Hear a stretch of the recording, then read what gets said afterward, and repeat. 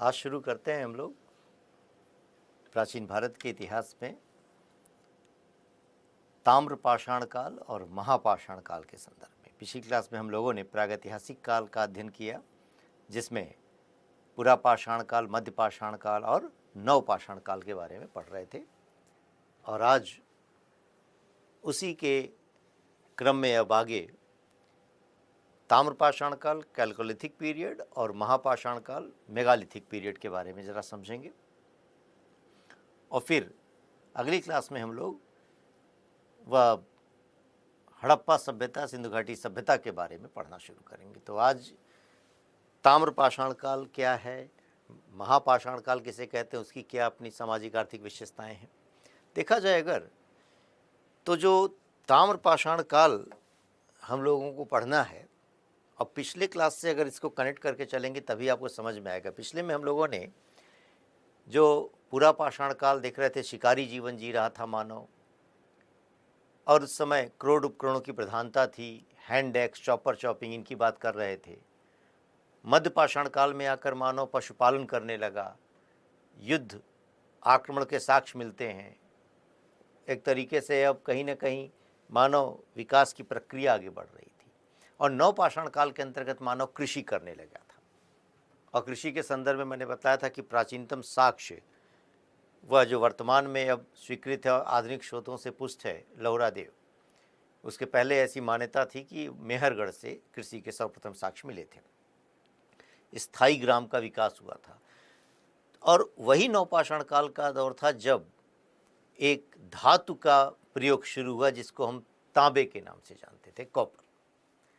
तो अब ये उसका अगला चरण अब नजर आ रहा है, ताम्रपाषाण काल, यानी तांबे और पत्थर के उपकरणों का साथ साथ निर्माण हो रहा है, कि उपकरण निर्माण में तांबे की सामग्री भी है और पत्थर की सामग्री भी है।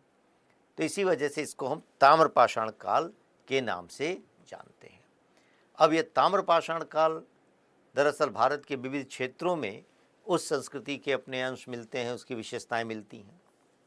वह चाहे दक्षिण पूर्व भारत की बात की जा रही हो, वह दक्षिण पूर्व के संदर्भ में, या मध्य भारत की बात की जा रही हो, महाराष्ट्र की बात की जा रही हो, राजस्थान के क्षेत्र में हो, तो ऐसे में ताम्रपाषाण जो काल है उसकी विशेषताओं को जानने से पहले एक बात समझ लें, जो हम लोगों ने पिछले क्लास में चर्चा किया था, कि जब हम धातु युग की बात कर रहे थे तो धातु युग में एक ताम्रपाषाण युग है, कांस्य युग है और फिर लौह युग है। तो अभी इसी ताम्रपाषाण युग के बारे में पढ़ रहे होंगे और यह चीज़ समझ पाएं कि नवपाषाण युग के अंतिम चरण में धातु का प्रयोग आरंभ हुआ था, और जिसे धातु युग की संज्ञा दी जाती है। और तांबा सबसे प्राचीन धातु है जिसका ज्ञान मनुष्य को सर्वप्रथम हुआ था। तो मनुष्य के द्वारा प्रयुक्त की जाने वाली सर्वप्रथम धातु तांबा थी।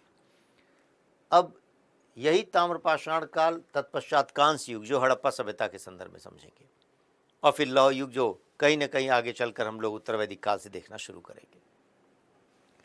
तो जो ताम्रपाषाणिक संस्कृतियां हैं, अगर उनको देखें कालक्रम के आधार पर विकास के क्रम में, तो वह हड़प्पा सभ्यता की पूर्ववर्ती हैं, हड़प्पा सभ्यता के समकालीन हैं और हड़प्पा सभ्यता के परवर्ती हैं, उसके बाद भी दिखाई पड़ती हैं। और ऐसी अनेक संस्कृतियों के हम नाम देखते हैं जो स्थान विशेष के साथ ही विकसित हुई, जैसे आहार संस्कृति या बना संस्कृति, कायथा संस्कृति, जोरवे संस्कृति, मालवा संस्कृति। ये ताम्रपाषाण काल की संस्कृतियों के संदर्भ में जो विशेषताएं अब हम लोग समझ पाएंगे। देखा जाए अगर तो जो ताम्रपाषाण काल की अपनी संरचना है, उसमें जरा इस बात को समझें कि पहली चीज आती है कि आखिर ये कृषक संस्कृतियां कौन कौन सी थी, उनके नाम जान पाएं। तो प्रारंभिक परीक्षा में क्वेश्चन यहीं से आपके पास आते हैं। दूसरी चीज आती बस्ती प्रतिरूप आवासीय संरचना, इसका अर्थात बस्ती का आकार प्रकार क्या था।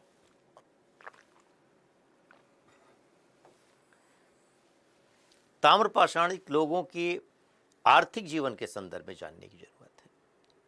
उनकी अर्थव्यवस्था कैसी थी, कृषि, शिल्प, है ना, उद्योग।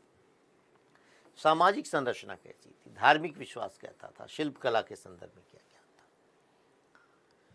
तो एक एक करके इन बिंदुओं के माध्यम से हम पूरे ताम्रपाषाण काल की संरचना को, विशेषता को समझ पाएंगे। तो पहली चीज आती है यहीं पर कि जो अब ताम्रपाषाण काल के संदर्भ में कुछ संस्कृतियों की बात की जा रही है, तो मैंने कहा कि जिस स्थान से कुछ खुदाइयाँ होती हैं, सामग्रियाँ मिलती हैं, उसी स्थान को उस संस्कृति के नाम के साथ जोड़ दिया जाता है। इसका मतलब हुआ जैसे अब इस ताम्रपाषाण संस्कृतियों के संदर्भ में अब आहार संस्कृति है या बना संस्कृति जो राजस्थान के संदर्भ में है, इसी तरीके से कायथा संस्कृति है, मालवा संस्कृति है, सवालदा संस्कृति है और जोरवे संस्कृति महाराष्ट्र के क्षेत्र में है। अगर देखें तो ये अलग अलग कृषक संस्कृतियों से अब उन स्थान विशेष के साथ क्या क्या विशेषताएं जुड़ती हैं। जैसे आहार संस्कृति है जो बनास संस्कृति के नाम से भी जानी जाती है राजस्थान में, दक्षिण पूर्वी राजस्थान में, और वह बनास नदी घाटी की वजह से नाम पड़ रहा है। आहार संस्कृति के अंतर्गत आहार, बालाथर और गिलुंद ये प्रमुख स्थान हैं। आहार को ताम्रवती भी कहा जाता है, प्राचीन नाम इसका ताम्बवती है। तांबे का अत्यधिक वहाँ पर मौजूदगी थी इसलिए उसको ताम्बवती कहते हैं। और साथ ही जो मकान बन रहे हैं, भवन बन रहे थे वहाँ पर, वो पत्थर के भवन बन रहे थे और तंदूर के भी साक्ष्य इस आहार से प्राप्त हुए हैं। गिलुंद एक स्थान है जो इसी बना संस्कृति में है राजस्थान में, जहाँ से पकी हुई ईंटों के साक्ष्य मिले हैं और स्तंभ गर्त का साक्ष्य मिला हुआ है। यही वजह है कि इस स्थान की महत्ता हो जाती है कि पकी ईंटों से निर्मित मकान मिलते हैं, वह भंडार गर्त मिलते हैं। इसका मतलब ये हुआ कि धीरे धीरे अब कहीं ना कहीं देखिए यही है कि एक क्रमिक विकास शहरीकरण की तरफ बढ़ता नजर आएगा कि पकी ईंटों से मकान बन रहे हैं।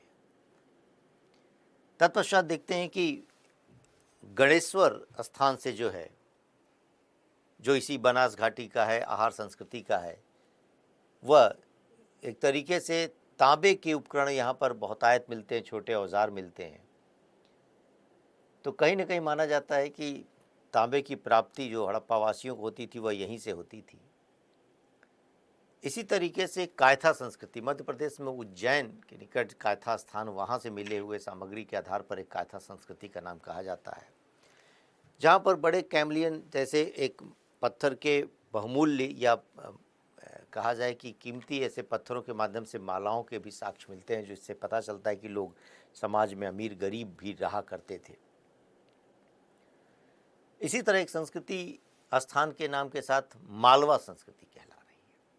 अब मालवा संस्कृति के संदर्भ में मध्य प्रदेश में कई सारे स्थान हैं, जैसे कायथा, एरण, नागता, नावदा टोली, ये प्रमुख स्थान हैं जो मालवा संस्कृति से संबंधित हैं। जिसमें से जो नावदा टोली स्थान है वह एक तरीके से ताम्रपाषाणी बस्तियों का एक विशाल क्षेत्र है और SD संकालिया के द्वारा इस स्थान की खुदाई हुई थी और इस जो नावदा टोली क्षेत्र है वहाँ से कई सारी ऐसी चीज़ें मिली हैं। जैसे विशेष रूप से कहा जाए कि वहाँ पर से मातृदेवी की भी जो है एक आकृति प्राप्त होती है। ऐसा लगता है कि मानो यहाँ के लोग मातृदेवी के उपासक हुआ करते थे। गेहूँ, चना, इनके भी साक्ष्य प्राप्त होते हैं। और मालवा संस्कृति के अंतर्गत बने हुए मृदभांड सर्वोत्कृष्ट मृदभांड माने जाते थे, सबसे अच्छे, यानी मिट्टी के जो बर्तन हुआ करते थे। और यहाँ से तकली इत्यादि के भी साक्ष्य मिले हैं। तो कताई बुनाई में भी लोग दक्ष थे, ये भी चीज़ें यहाँ से प्राप्त होती हैं, पता चलता है। इसी तरीके से एक संस्कृति है जिसको हम जोरवे संस्कृति के नाम से कह रहे हैं। जो जोरवे एक स्थान है महाराष्ट्र में, गोदावरी की सहायक नदी प्रावरा के तट पर मौजूद है, जिसके अन्य स्थान अगर कहा जाए जोरवे संस्कृति से संबंधित हैं तो जिसमें वह नेवासा, दैमाबाद और साथ में इनाम गांव, ये महत्वपूर्ण स्थल है।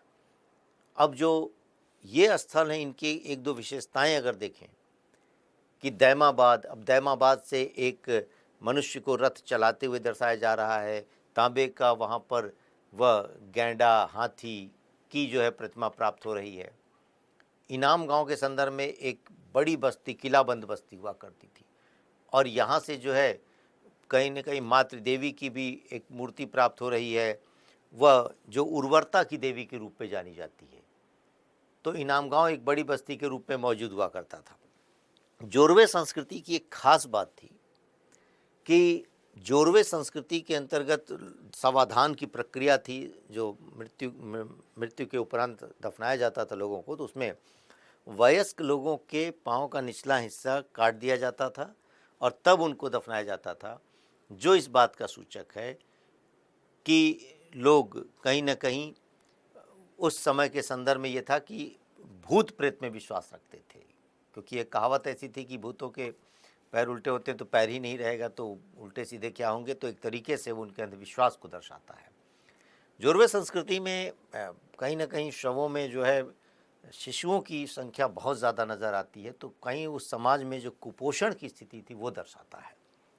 अगर देखें इन जो ताम्र पाषाण युग के संदर्भ में जो बातें हमने अभी बतलाई, उनको अगर एक स्लाइड के माध्यम से समझ पाएँ कि यहाँ तांबे की प्रधानता और साथ में पत्थर के प्राचीन हथियारों का भी प्रयोग किया जाता है। तो ध्यान रखिएगा, पीटी के सवालों का पहला क्रम यहीं से शुरू होता है कि ताम्र पाषाण काल में केवल तांबे की वस्तुओं का निर्माण होता था, तो गलत है, तांबे और पत्थर के।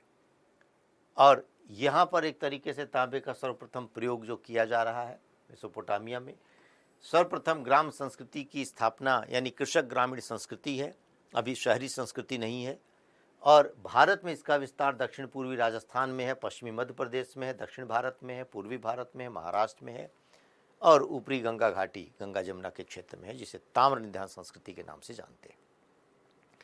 इन क्षेत्रों के संदर्भ में संस्कृतियों का नामकरण अगर देखें तो ये संस्कृति आहार संस्कृति, कायथा संस्कृति, सवालदा संस्कृति, प्रभात संस्कृति, मालवा संस्कृति, रंगपुर संस्कृति और जोरवे संस्कृति। ये कालखंड कोई आपको याद करने की इसकी ज़रूरत नहीं है कि रटें आप बैठकर, लेकिन इतना ज़रूर है कि जो ताम्र पाषाणिक संस्कृतियां हैं उसमें अगर देखा जाए तो कहीं ना कहीं ये प्राचीन नज़र आ रही है। आहार संस्कृति तो बड़ी इम्पोर्टेंट है, आहार संस्कृति, कायथा संस्कृति, मालवा संस्कृति और जोरवे संस्कृति, इसके संदर्भ में चीज़ों को जानने की ज़रूरत है आपको। उन्हीं के बारे में अभी मैंने चर्चा किया हुआ था। जो ये संस्कृति है, जैसे कहा जा रहा है महाराष्ट्र में ये जोरवे संस्कृति का क्षेत्र, ये मालवा संस्कृति मध्य प्रदेश के क्षेत्र, आहार संस्कृति जो दक्षिण पूर्वी राजस्थान के क्षेत्र में है ना, ये वह संस्कृति का क्षेत्र है, ताम्र पाषाणकालीन संस्कृति इसको कहा जा रहा है। तो इन्हीं संस्कृति के अंतर्गत यह मानचित्र बहुत छोटा दिख रहा है, जो भारत में विस्तार है। जैसे दक्षिण पूर्वी राजस्थान में तो जो प्रमुख स्थान है उनके नाम, जैसा मैंने बताया कि आहार, गिलुंद, यहाँ गिलुंद से पकी हुई ईंटों के प्रयोग का साक्ष्य मिला है। पकी हुई ईंटें यहाँ पर भवन निर्माण में दिखाई पड़ती हैं। गणेश्वर एक स्थान है उसी बनास संस्कृति का, आहार संस्कृति का, राजस्थान में, जिसको प्राग हड़प्पाई संस्कृति कहते हैं, यानी हड़प्पा काल से पहले की। हड़प्पावासी यहीं से जो है तांबे आदि की प्राप्त करते थे। पश्चिमी मध्य प्रदेश के अंतर्गत कायथा जो एक स्थान भी है और उसी के नाम पर संस्कृति भी पड़ गई, तो कायथा संस्कृति, जिसमें हम वह एरण जैसे क्षेत्र भी हैं और उसी में मालवा संस्कृति भी है, तो नावदा, टोली, मालवा ये क्षेत्र नज़र आते हैं। महाराष्ट्र में नेवासा, दैमाबाद, चंदौली, सोनेगांव, इनाम गांव, नासिक और जोरवे, इसी जोरवे के नाम पर जो है महाराष्ट्र में वह पूरी क्षेत्र की संस्कृति को जोरवे संस्कृति कहा जा रहा है। दक्षिण भारत में जो स्थान मिलते हैं इससे ब्रह्मगिरी, पिकलीहल, मस्की, संगनकल्लू, तनूर, तेक्कलकोटा, ये विभिन्न क्षेत्रीय वितरण है कृषक ग्रामीण संस्कृति, यानी भारतीय भूभाग और क्षेत्र में ताम्र पाषाणकालीन संस्कृतियों का यह क्षेत्र है। जो ऊपरी गंगा घाटी के संदर्भ में कहा जा रहा है तो ताम्र निधि संस्कृति कहलाती है। तांबे के अत्यधिक जो है उपकरण ऐसे प्राप्त हुए हैं, कुल्हाड़ी, मत्स्य भाला, तलवार, है ना, मृदभांड, मिट्टी के आवास स्थल, ठीक है, ये एक तरीके से गंगा जमुना द्वाब गंगा घाटी के अंतर्गत ताम्र निधान संस्कृति वो एक तरीके से कृषक ग्रामीण संस्कृति के रूप में ही मौजूद है। मृदभांडों के संदर्भ में कहा जा रहा है मालवा मृदभांड सबसे अच्छे रहे हैं और ये चाक पर निर्मित होते थे, काले और लाल रंग के होते थे, यानी चित्रित मृदभांड थे। मिट्टी और पत्थर से निर्मित आवास होते थे इन ताम्रपाषाण कालिक संस्कृतियों में। इन्हें बाकायदे कृषि पशुपालन का ज्ञान था। याद कीजिए, पशुपालन का विकास तो मैंने बताया था मध्य पाषाण काल में, और कृषि का विकास नव पाषाण काल में, और उसके बाद का ही काल ये ताम्रपाषाण काल है। तो कृषि और पशुपालन का ज्ञान लोगों को था। विभिन्न फसलें गेहूं, जौ, मसूर, पटसन, गाय, भेड़, बकरी, सुअर, घोड़ा इत्यादि से परिचित थे। विभिन्न उपकरण और आभूषण बनाते थे। टोटीदार बर्तन बनाते थे। जैसे देखते हैं कि पानी निकालने के लिए अगर टोटी बनी हुई तो उसी तरीके से जार लगा हुआ होता था, तो उसको टोटीदार बर्तन कहते हैं। तो ये आभूषण बनाए जा रहे हैं ताम्रपाषाण में। अंगूठी है, चूड़ी है, कुल्हाड़ी है ना। सूत कातने और वस्त्र बुनने की कला का भी ज्ञान था। मातृ देवी की पूजा की जाती थी, ऐसी मूर्तियां प्राप्त होती हैं। अग्नि पूजा का भी प्रचलन था। शवाधान की पद्धति में कलश शवाधान नजर आता है। कलश में शवाधान और उसमें वस्तुएं भी रख दी जाती थी। इसका मतलब मृत्यु उपरांत जीवन में, कि मृत्यु के उपरांत जीवन में भी ताम्रपाषाणिक लोग विश्वास रखते थे। तो ये चीज़ अभी दिमाग में आपके केवल यहाँ पर ये रखना है कि ताम्रपाषाण काल जो दिखाई पड़ रहा है वह कृषक ग्रामीण संस्कृति से युक्त है। और वह कृषक ग्रामीण संस्कृति से युक्त है, इसका मतलब कि विभिन्न फसलों की खेती वह लोग कर रहे हैं। घर आखिर अब झोपड़ी होगी, घास फूस के बनाए जा रहे हैं। कुछ एक स्थानों से पक्की ईंटों के साक्ष्य मिलेंगे, जैसे गिलुंद से मैंने कहा। तो यहाँ पर देखा जाए अगर कि भारत में सर्वप्रथम धातु का प्रयोग नवपाषाण काल के अंत में हुआ, और पहली प्रयुक्त धातु तांबा थी। तांबे के साथ पत्थर का भी प्रयोग हो रहा था, अतः इसे ताम्रपाषाण काल के नाम से जाना जाता है। और ये ताम्रपाषाणिक संस्कृतियाँ, जिसको आहार संस्कृति, राजस्थान में आहार, बालाथल, गिलुंद प्रमुख स्थान है। जोरवे संस्कृति जो महाराष्ट्र में, जोरवे, नेवासा, दैमाबाद, इनाम गांव प्रमुख स्थान है। कायथा संस्कृति मध्य प्रदेश में, कायथा, एरण ये है। और बस्ती प्रारूप का मतलब है कि वह ग्रामीण बस्तियां हैं, कि ताम्रपाषाण संस्कृतियां अपने स्वरूप में ग्रामीण हैं। जब ग्रामीण है तो आवास मिट्टी के, घास फूस के, लकड़ी से निर्मित है। लेकिन आहार संस्कृति के गिलुंद से पक्की ईंटों के साक्ष्य मिले। इसलिए इस स्थान के बारे में याद रखिएगा, नाम पीटी में क्वेश्चन पूछता है कि कहाँ से ताम्रपाषाण कालीन संस्कृति में पक्की ईंटों के साक्ष्य मिले हैं, तो गिलुंद से मिले हैं, जो आहार संस्कृति का केंद्र है। जोरवे संस्कृति के इनाम गांव से योजनाबद्ध बस्ती के साक्ष्य मिलते हैं। तो योजनाबद्ध एक प्लान टाउनशिप जो कहा जाए कि वहां पर निर्माण हुआ, इस आधार पर उसको योजनाबद्ध बस्ती के साक्ष्य कहा जा रहा है। अगर देखा जाए कि इन ताम्रपाषाणिक लोगों की या जो उनकी संस्कृति, उसमें आर्थिक संरचना क्या रही, तो कृषि प्राथमिक स्तर पर निर्वाह अर्थव्यवस्था है। ऐसा नहीं है कि बहुत सरप्लस प्रोडक्शन की स्थितियां हैं, निर्वाह अर्थव्यवस्था थी। दरअसल नवपाषाण काल में विकसित कृषि और पशुपालन उन्नत स्वरूप में यहाँ पर नजर आ रहे हैं, और यही वजह है कि गाय, भैंस, भेड़, बकरी का पालन हो रहा है। और इन पशुओं का जो पालन किया जा रहा है खाद्य आवश्यकताओं के लिए भी किया जा रहा है, और कृषि कार्यों में भी किया जा रहा है। कृषि उत्पादन में गेहूं, चावल, जौ, बाजरा, और ये कृषि हल के माध्यम से, भूमि की जुताई हल के माध्यम से करके भूमि को उर्वर बनाने का प्रयास किया जा रहा था, ताकि उत्पादन बढ़ सके। तो हल के माध्यम से भूमि की जुताई होती थी, और इनाम गांव से हड्डी का बना हुआ एक हल प्राप्त हुआ है।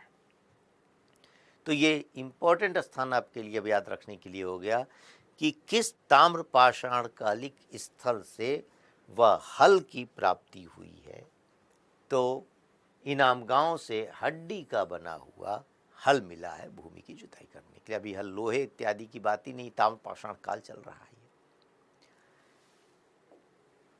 शिल्प के स्तर पर देखें तो ताम्रपाषाण कालिक स्थलों से जो साक्ष्य मिलता है कि लोग शिल्प कला के प्रति रुचि रखते थे।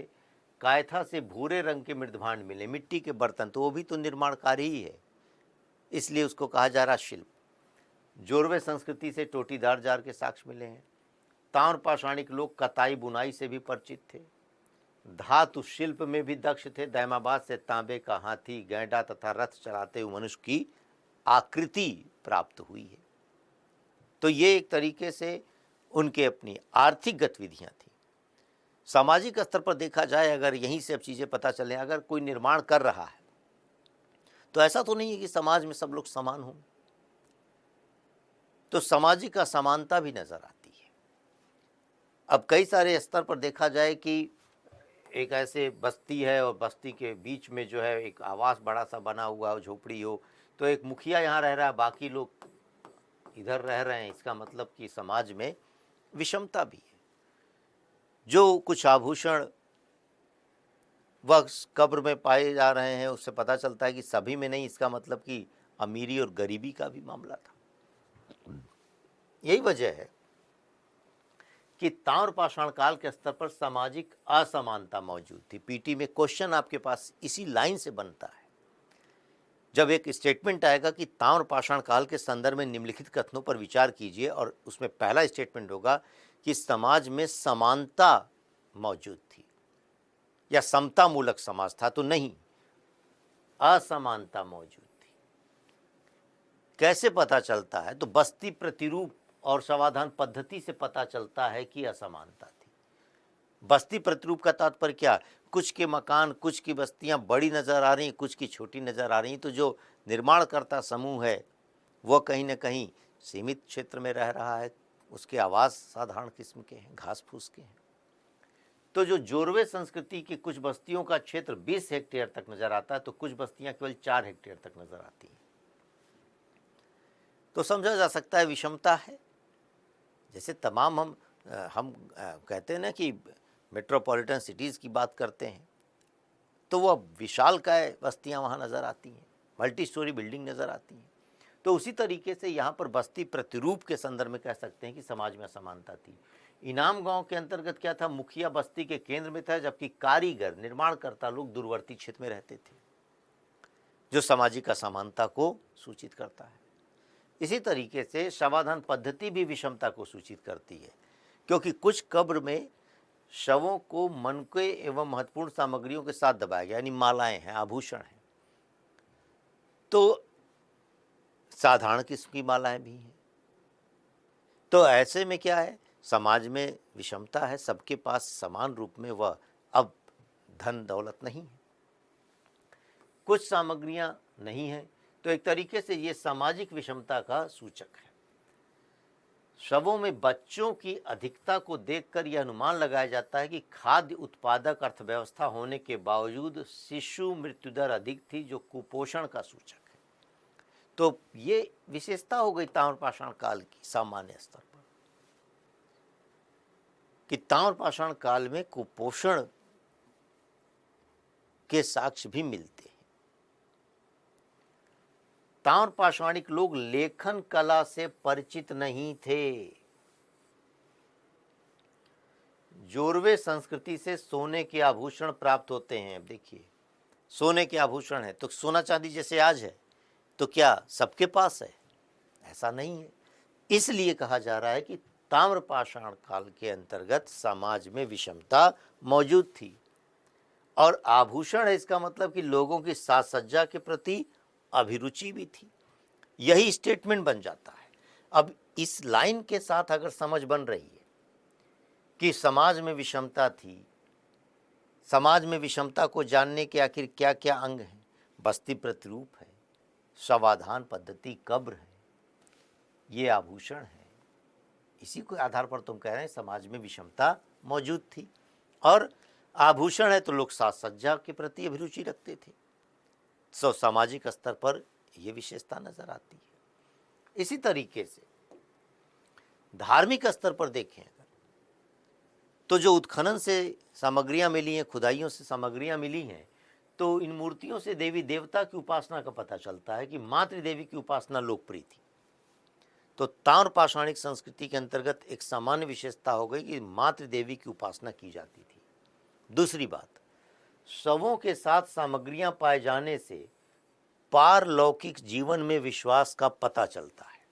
इसका मतलब हुआ कि लोग जो शवों के साथ वस्तुओं को रख रहे हैं, इस विश्वास से रख रहे हैं कि मरने के बाद भी वह उसका उपयोग आत्मा करेगी। इसका मतलब पारलौकिक जीवन, मरने के बाद के जीवन में विश्वास है। ये सब स्टेटमेंट हैं।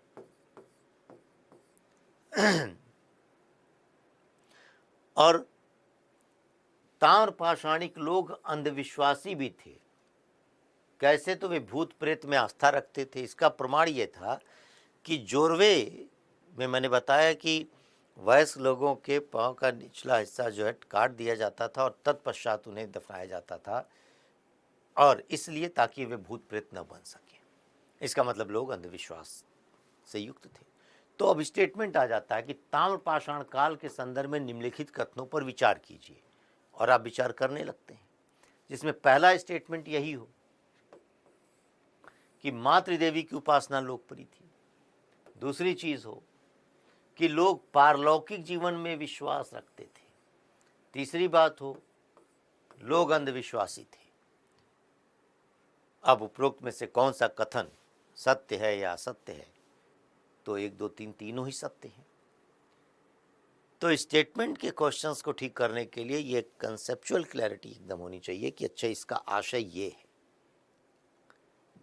तो धार्मिक आधार पर भी ये चीजें नजर आ रही हैं। इस आधार पर हम कह सकते हैं कि ताम्रपाषाणी कृषक संस्कृतियां ग्रामीण स्वरूप से युक्त थी, जहां अभी लेखन प्रणाली मौजूद नहीं थी और लोग मातृदेवी की उपासना करते थे।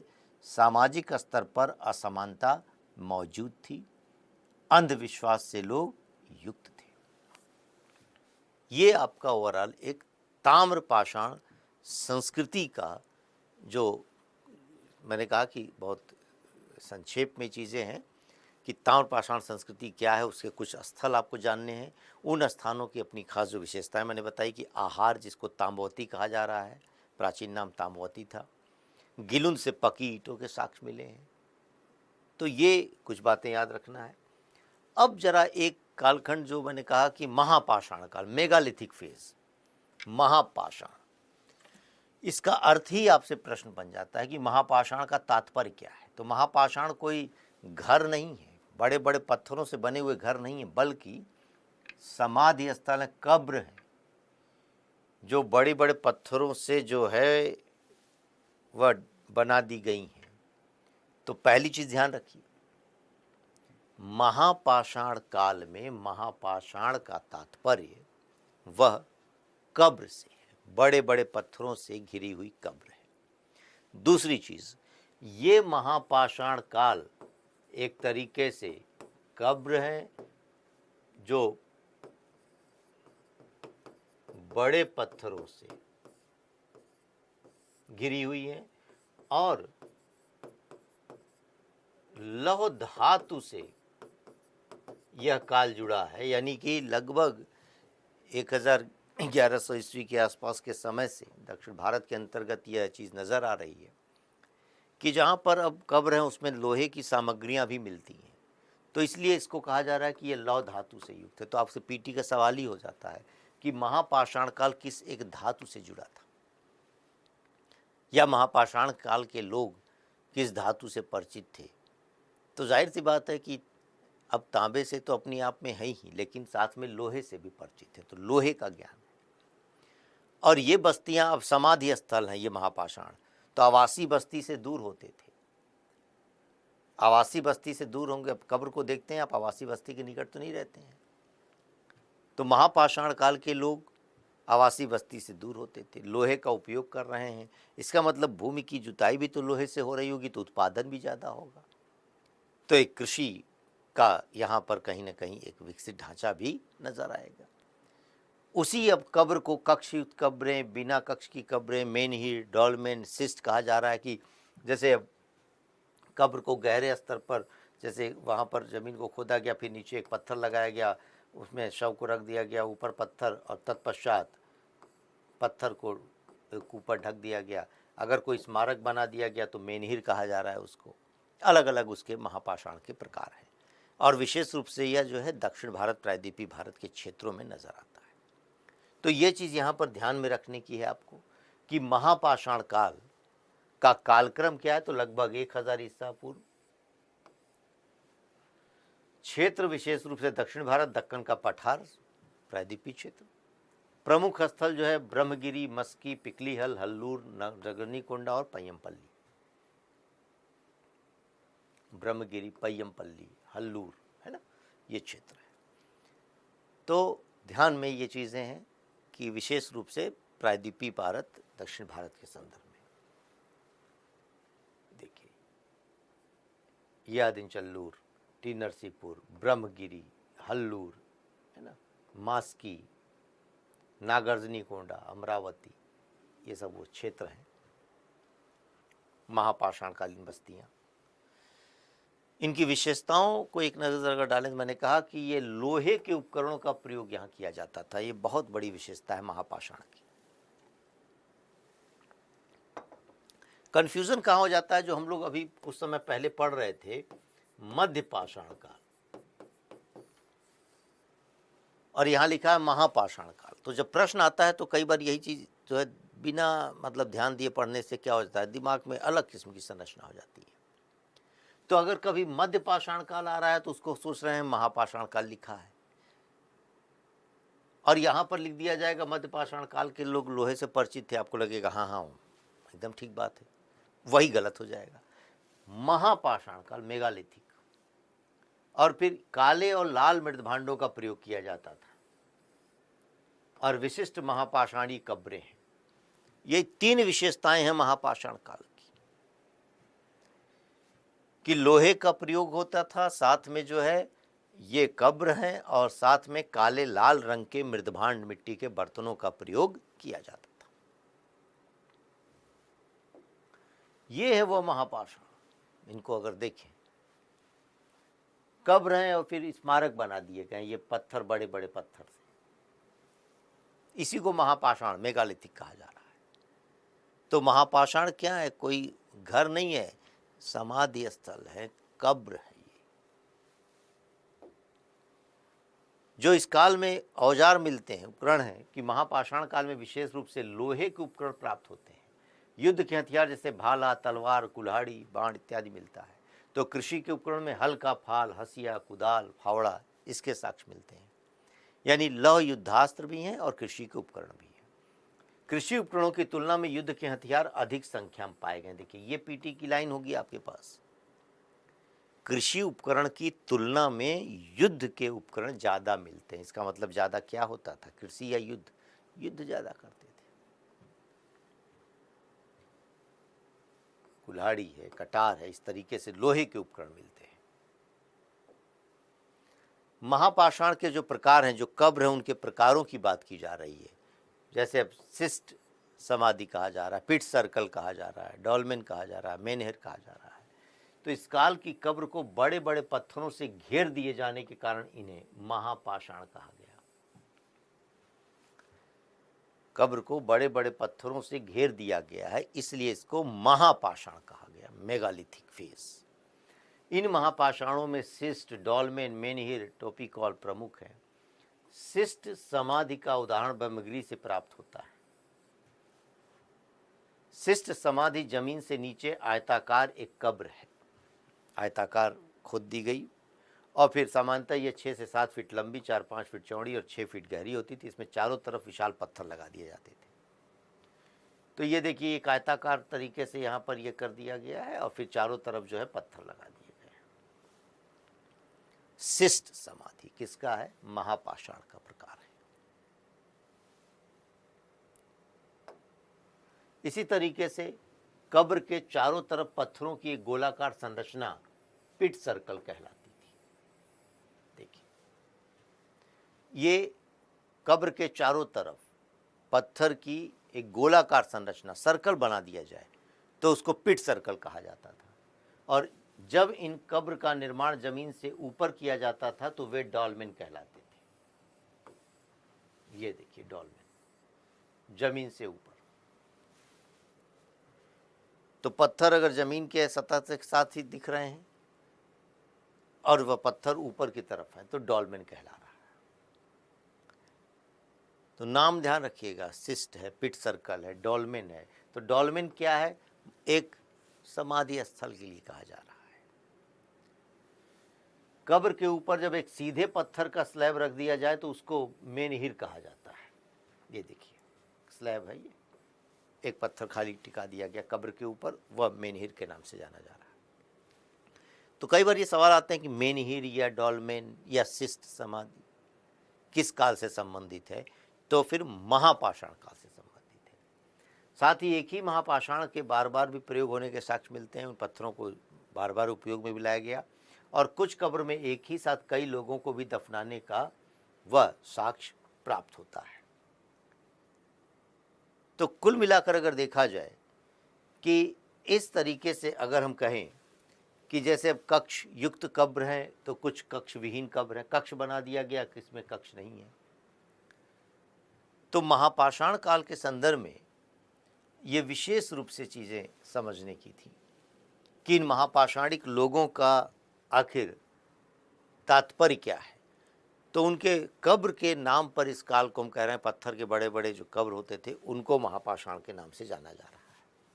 उनका सामाजिक जीवन कैसा था कि लोग तालाब और जलाशय के निकट पहाड़ी टीलों पर रहते थे।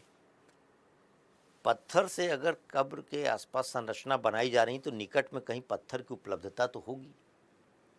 तो जलाशय, भोजन पानी के लिए जलाशय भी चाहिए, और टीले, पहाड़ी टीलों पर लोग शिकार और कृषि कार्य से परिचित थे, परंतु कृषि उपकरणों की तुलना में युद्ध उपकरणों की अधिक संख्या से ज्ञात होता है कि कृषि कार्य सीमित ही था। यद्यपि वहां पर धान और रागी का उत्पादन किया जाता था, मिलेट्स का। इन महापाषाण कब्र में शस्त्र, मृदभांड और आभूषणों की उपस्थिति उनके मृत्यु के बाद के जीवन को दर्शाती है कि महापाषाणिक लोग भी मृत्यु के उपरांत के जीवन में विश्वास रखते थे, क्योंकि कब्र में वे ऐसी वस्तुओं को भी रखते थे मृतक के साथ, और मानते थे कि उनका वह मृतक आत्मा उपयोग करेगी। कब्र में त्रिशूल जैसी आकृति उनके धार्मिक विश्वास को दर्शाती है, और यह त्रिशूल मुरुगन देवता से संबंधित है, जो शिव का रूप मुरुगन कहलाता है दक्षिण भारत में आज भी। कब्र में काले और लाल मृदभांडों की उपस्थिति से ज्ञात होता है, ये मृदभांड देखिए, काले और लाल मृदभांड किन लोगों में अधिक प्रचलित रहे होंगे। तो महापाषाण संस्कृति की मैंने 3 ही मुख्य विशेषता बताई। पहली लौह उपकरण से युक्त है, दूसरा काले और लाल मृदभांडों से युक्त है, और कब्र हैं, बड़े बड़े पत्थरों से ढकी गई कब्र है ये। तो इनका ये सामाजिक जीवन एक तरीके से, तो ये शब्द ही आपके पास पीटी के प्रश्न में आता है कि महापाषाण काल के संदर्भ में निम्नलिखित कथनों पर विचार कीजिए। तो ध्यान रखना है 3 बातें, लौह धातु से युक्त हैं, काले लाल मृदभांडों का प्रयोग करते हैं, और ये महापाषाण कब्र हैं, आवासीय स्थल नहीं है, कब्र हैं। और इन महापाषाण का जो निर्माण किया जा रहा है, यानी जो कब्र का निर्माण किया जा रहा है, वह आवासीय बस्तियों से दूर किया जा रहा है। तो यही चीज़ें आपको ध्यान में रखनी है। तो मैंने कहा एक छोटा सा ये टॉपिक है, ताम्रपाषाण काल और महापाषाण काल। आप समझ पा रहे होंगे कि उनके प्रकार क्या हैं। शिष्ट समाधि जिसको कहा जा रहा, पिट सर्कल कहा जा रहा, डॉल्मेन कहा जा रहा, मेनहिर कहा जा रहा है, और उसकी अपनी विशेषताएं क्या थी। तो ये आपका आज का क्लास था, और अब अगली क्लास में हम लोग हड़प्पा सभ्यता को कवर करेंगे और विस्तार से उसको समझ पाएंगे। धन्यवाद। चलिए, नमस्कार। तो आज हम लोग हड़प्पा सभ्यता का अध्ययन करें। बड़ा इम्पोर्टेंट टॉपिक है ये, प्राचीन भारत के इतिहास में हड़प्पन सिविलाइजेशन जिसको हम कह रहे हैं, सिंधु घाटी सभ्यता भी इसको कहा जाता है। तो आज जरा हम लोग इस हड़प्पा सभ्यता के संदर्भ में विविध आयामों को जरा समझेंगे। इसका महत्व इसलिए इतना ज़्यादा है, और आमतौर पर प्रश्न आपसे यहाँ से अपेक्षित होते हैं, क्योंकि भारत के ही संदर्भ में नहीं बल्कि विश्व के संदर्भ में ये एक ऐसी सभ्यता जिसकी अपने भौतिक विकास, नगरीकरण की दशाएं प्राचीन अन्य सभ्यताओं से एकदम विशिष्ट थी। यही वजह है कि हम हड़प्पा सभ्यता को लेकर भारतीय होने पर गर्व भी महसूस करते हैं कि इतनी उच्च नगरी की सभ्यता इसी भूभाग में पनपी थी। तो इसलिए हड़प्पा सभ्यता के संदर्भ में चीज़ों को ज़रा समझेंगे, जिसमें पहला एक चरण होगा कि बहुत सारे स्थान हैं इसमें उत्खनन हुआ, खुदाइयाँ हुई, फिर उनसे जो सामग्रियाँ प्राप्त हुईं, तो एक प्रश्न तो आपका अपने आप में इस तरीके से बनता है कि किसी स्थान विशेष के स्तर पर वह क्या-क्या सामग्रियाँ मिली हैं। और दूसरा एक इस तरीके से प्रश्न बनता है कि ओवरऑल पूरा हड़प्पा सभ्यता को लेकर उसकी अपनी राजनीतिक, आर्थिक, सामाजिक, धार्मिक विशेषताओं में कि हड़प्पा सभ्यता का उद्भव कैसे हुआ, उसका पतन कैसे हुआ। तो हम दो भाग में बांटकर इसको अध्ययन कर रहे होंगे। एक भाग हम इस रूप में देखेंगे कि जो हड़प्पाई स्थल हैं, उन स्थलों के अंतर्गत क्या क्या चीज़ें प्राप्त हुई हैं, और फिर उन स्थलों की अवस्थिति को देखेंगे। और फिर अगली क्लास में हम लोग हड़प्पा सभ्यता को इस दो मैंने कहा क्लास में बांट कर देख पाएंगे, और अगली क्लास में हम लोग हड़प्पा सभ्यता की अपनी उन विशेषताओं को कवर कर रहे होंगे जिसे हम उद्भव से लेकर उसकी राजनीतिक विशेषता, सामाजिक विशेषता, धार्मिक विशेषता, वैज्ञानिक विकास, नगर निर्माण योजना और फिर पतन, हड़प्पा सभ्यता के जो अवसान की दशाएं हैं उसको भी समझेंगे। तो पहली बात आती है कि जब हम कहते हैं कि हड़प्पा सभ्यता, तो दरअसल नाम ये हड़प्पा सभ्यता क्यों पड़ा? ये दरअसल खुदाइयों के स्थान के नाम पर नामकरण की एक परंपरा का विकास है। दरअसल इसको सबसे पहले जॉन मार्शल ने जो है सिंधु घाटी सभ्यता नाम दिया था, जो सिंधु और उसकी सहायक नदियों के आसपास के क्षेत्रों में इसका विकास हुआ। लेकिन धीरे धीरे जैसे जैसे खुदाइयाँ होती गईं, नए तथ्य सामने आते गए, तो ये देखा गया कि केवल सिंधु और उसके आसपास सहायक नदियों के आसपास ही नहीं बल्कि उससे बाहर भी, अर्थात महाराष्ट्र के क्षेत्र में भी, उत्तर प्रदेश के क्षेत्र में भी इस सभ्यता का विस्तार नजर आ रहा है। तो फिर सिंधु घाटी सभ्यता कहने से कहीं न कहीं ऐसा लगता मानो कि वह केवल उसी सिंधु और उसके आसपास के नदियों के क्षेत्र में ही सभ्यता का विस्तार था। इसलिए इतिहासकारों ने उस स्थान को ही सभ्यता के नामकरण के लिए चुना जहां सबसे पहले खुदाई होने के साथ ही इसके बारे में हमें पता चला था। तो सबसे पहले हड़प्पा नामक स्थान पर हुई खुदाई से इस सभ्यता के बारे में पता चला, इसलिए सर्वाधिक उपयुक्त नामकरण हड़प्पा सभ्यता कहा जाता है।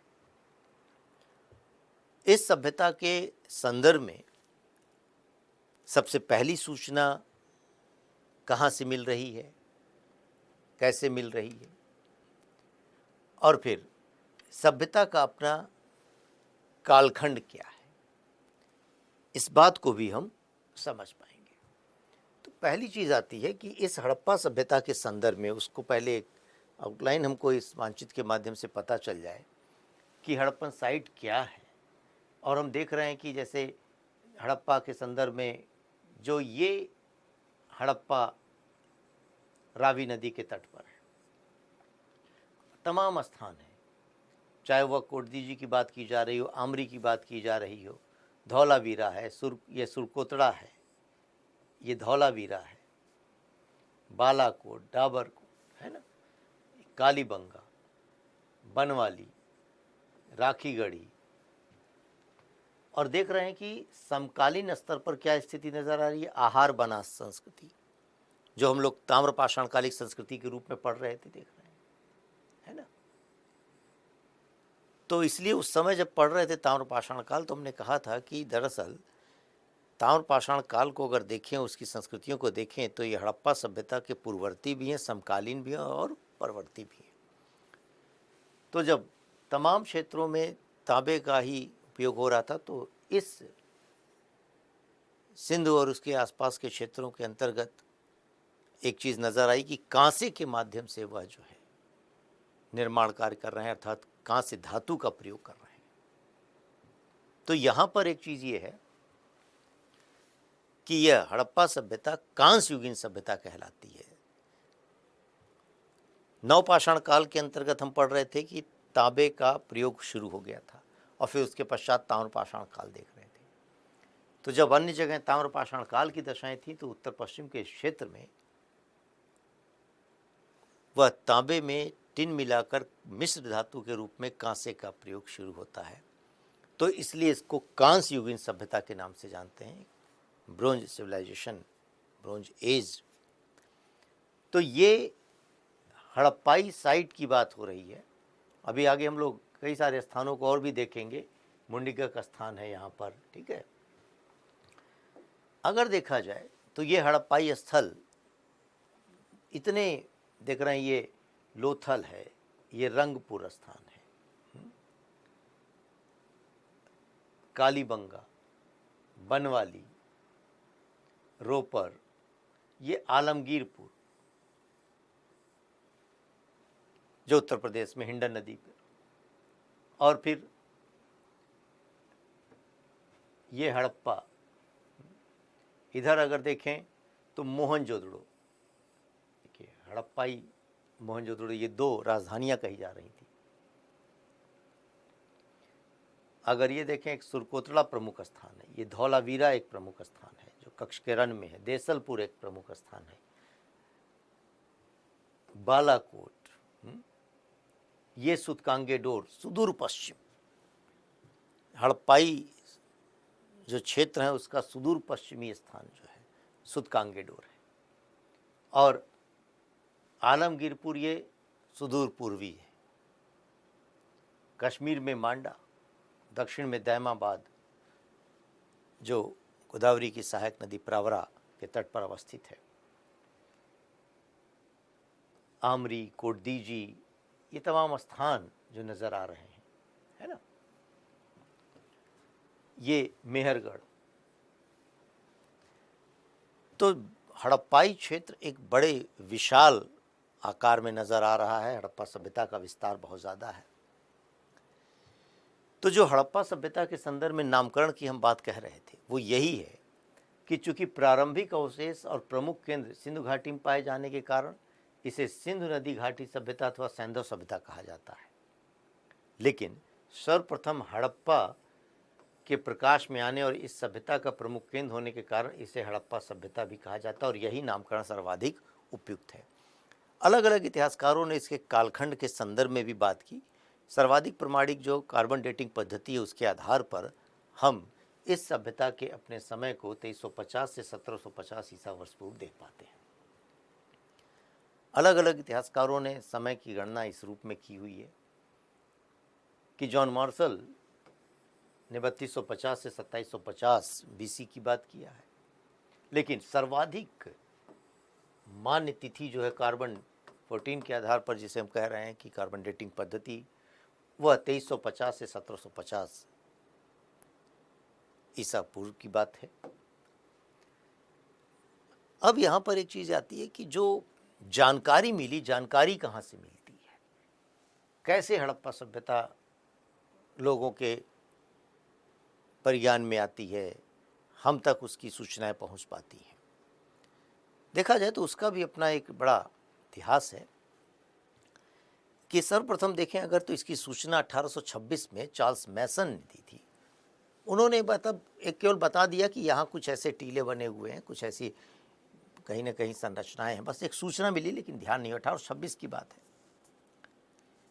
आगे चलकर इसको पुरातत्व सर्वेक्षण के प्रमुख जो है जनरल अलेक्जेंडर कनिंघम ने जो है उस कहीं ना कहीं सूचनाओं को प्रकाशित किया। हुआ ये कि लाहौर से कराची के लिए रेलवे लाइन का विस्तार हो रहा था, वहाँ पर रेलवे लाइन के लिए खुदाइयाँ चल रही थी। तो उसी क्रम में जो है कुछ ईंटें प्राप्त होने लगी, और ये 1853 में ही इस तरीके से कुछ चीज़ें प्राप्त हुई थी। तत्पश्चात हम देखते हैं कि धीरे धीरे उस संदर्भ में कार्य होता रहा, और 1861 में जब जो वायसराय के रूप में लॉर्ड कैनिंग थे, उनके समय में एक पुरातत्व सर्वेक्षण, जो भारतीय पुरातत्व सर्वेक्षण विभाग की स्थापना की गई, और उसके अपने प्रमुख के रूप में अलेक्जेंडर कनिंघम को जो है नियुक्त किया गया, जो एक तरीके से प्रथम सर्वेयर जनरल के पद पर नियुक्त थे। लेकिन कुछ ही समय के पश्चात जो है वायसराय जॉर्ज लॉरेंस ने जो है वह सर्वेयर जनरल के पद नाम को समाप्त कर दिया और महानिदेशक कहलाने लगे। 1870 में जो है फिर उन्हीं अलेक्जेंडर कनिंघम को जो है महानिदेशक के रूप में नियुक्त किया गया। उत्तर भारत के स्तर पर जो भी खुदाइयाँ होंगी उसके लिए उनको अधिकृत किया गया। और फिर 1874 में जेम्स वर्गीस को जो है पश्चिम और दक्षिण भारत के क्षेत्रों में खुदाइयों के लिए अधिकृत किया गया था। आगे चलकर हम देखते हैं कि 1902 में सर जॉन मार्शल जो है इस पुरातत्व विभाग के अपने प्रमुख हुए और फिर उन्हीं की देखरेख में 1921 में दयाराम साहनी ने जो है हड़प्पा नामक जो स्थान की खुदाई की, वहाँ खुदाइयाँ उनके देखरेख में शुरू होती हैं। 1922 में राखालदास बनर्जी के नेतृत्व में मोहनजोदड़ो की खुदाई होती है। यानी इस तरीके से क्रमिक विकास शुरू हो गया पुरातत्व के संदर्भ में। तो ध्यान ये रखना है कि चार्ल्स मैसन के माध्यम से इस सूचना की प्राप्ति होती है कि यहाँ कुछ ऐसे टीले बने हुए हैं जो कुछ प्राचीन सभ्यता की ओर संकेत करते हैं, लेकिन न खुदाई हुई न कुछ हुआ। आगे चलकर अलेक्जेंडर कनिंघम के समय में उनके निर्देशन में जब वह पुरातत्व सर्वेक्षण विभाग के प्रमुख रहे तो फिर 1873 में वह चीज़ सूचनाएं सामने आईं और 75 में उन्होंने उस कार्य को आगे बढ़ाया, प्रकाशित किया परिपत्र। तो देखा जाए कि इसकी जानकारी के स्रोत के रूप में हम कहते हैं कि केवल पुरातात्विक है, लिपि मिली है लेकिन पढ़ी नहीं गई है। यही वजह है कि हड़प्पा सभ्यता को हम आद्य ऐतिहासिक काल के अंतर्गत रख रहे हैं। इसकी जानकारी की अगर हम बात करें तो 1826 में चार्ल्स मेसन ने सर्वप्रथम एक टीले के रूप में इस क्षेत्र के गांव का उल्लेख किया था जो हड़प्पा गांव था उस समय। आगे चलकर अलेक्जेंडर कनिंघम का ध्यान इस तरफ गया और उन्होंने इसके तथ्यों को उद्घाटित किया। 1921 में जॉन मार्शल के निर्देशन में राय बहादुर दयाराम साहनी ने इस हड़प्पा क्षेत्र का उत्खनन कराया और वहाँ से जो अब सामग्रियाँ मिली उसी के आधार पर हम इसको एक ऐसी सभ्यता का नाम दे रहे हैं जिसका कहीं न कहीं विश्व के स्तर पर एक प्रथम स्थान हो जाता है, इतनी उच्च नगरी की सभ्यता के रूप में। तो इसका तात्पर्य ये हुआ कि जो हड़प्पा नामक एक स्थान है उसकी खुदाई 1921 में उस समय पुरातत्व विभाग के प्रमुख के रूप में जॉन मार्शल थे, उनके निर्देशन में ये काम हो रहा था और कार्य करने वाले जो उत्खनन खुदाइयाँ हो रही थीं उसका कहीं ना कहीं निर्देशन या नेतृत्व कर रहे थे दयाराम साहनी। ये हड़प्पा आज पाकिस्तान के मोंटगोमरी ज़िले के अंतर्गत मौजूद है और देखा जाए तो इसी चूँकि हड़प्पाई स्थान पर पहली बार खुदाई हुई और चीज़ें प्राप्त हुई हैं तो इसलिए इस पूरे विभिन्न क्षेत्रों में उसी की तरीके की जब संरचनाएं मिलने लगी तो कहीं ना कहीं एक हड़प्पा नामकरण कर दिया गया कि हड़प्पा संस्कृति। तो सर्वाधिक उपयुक्त नामकरण हड़प्पा संस्कृति ही कहा जाता है। अब यहाँ पर ये चीज़ हम समझ सकते हैं कि जो ये हैं वो जनरल अलेक्जेंडर कनिंघम एक तरीके से इंजीनियर थे और फिर पुरातत्वविद के रूप में भी मौजूद रहे। पुरातत्व विभाग सर्वेक्षण विभाग के अंतर्गत वह बने और लंबा उनका योगदान माना जाता है भारतीय पुरातत्व के संदर्भ में। अगर कहा जाए इस ओवरऑल हड़प्पा सभ्यता की विशेषताओं को लेकर कि इसकी विशेषताएं क्या हैं, देखा जाए अगर तो मैंने पहले ही कहा कि यह एक कांस्य युगीन सभ्यता है।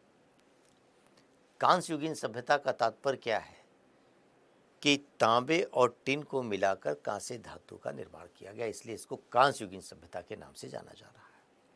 साथ में इस सभ्यता को कहा जाता है नगरी की सभ्यता, कि एक नगरी की सभ्यता, नगरीकरण के पर्याप्त तत्व दिखाई पड़ते हैं। यहाँ पर हम अलग से पढ़ रहे होंगे नगर निर्माण योजना और नगरीकरण के तत्वों को पूरी तरीके से। इस सभ्यता के अंतर्गत जो तमाम क्षेत्र हैं, केंद्र हैं, उनको हम लोग जरा आज देखेंगे तो हड़प्पा सभ्यता की जो विशेषताएं एक तरीके से सामान्य रूप में यहाँ पर आपको दिखाई पड़ रही हैं। एक विशाल क्षेत्र हड़प्पा सभ्यता का, और इतना विशाल कि अगर कहा जाए कि मिस्र और मेसोपोटामिया की सभ्यता को मिला दिया जाए तो उससे भी कहीं ज़्यादा ये क्षेत्र नज़र आता है।